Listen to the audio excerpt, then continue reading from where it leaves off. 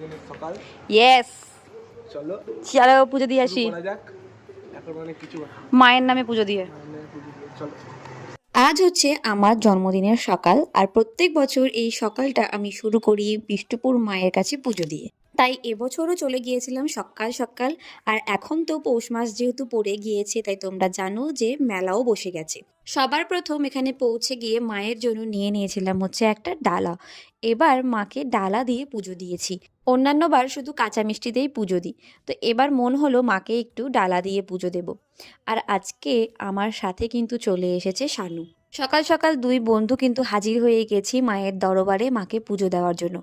আর এবছর মনে হয় শানু আমার সাথে প্রথম আমার জন্মদিনে মায়ের কাছে পুজো দিতে এসেছে। প্রত্যেকবার প্রীতমই আসে, এবারও আসতে পারেনি। আর এই যে দেখো, এখন আমরা পুরো মায়ের সামনে বসে মাকে পুজো দিলাম। এই দিনটা এত ভালো লাগে যে কি বলবো, পুরো মনটা একদম শান্ত হয়ে যায় মাকে দেখে। আর আমাদের মায়ের কথা, মানে বিষ্ণুপুর মায়ের কথা তো তোমরা সবাই জানো। আর এদিকে দেখো, আমরা এখানে বসে বসে মজা করছিলাম, কারণ তখনও পুজো শুরু হয়নি। আমার আজকে জন্মদিনের সকালটা ঠিক এভাবেই কাটলো। তোমাদের কেমন লাগলো সেটা কিন্তু আমাকে কমেন্ট করে অবশ্যই জানিও।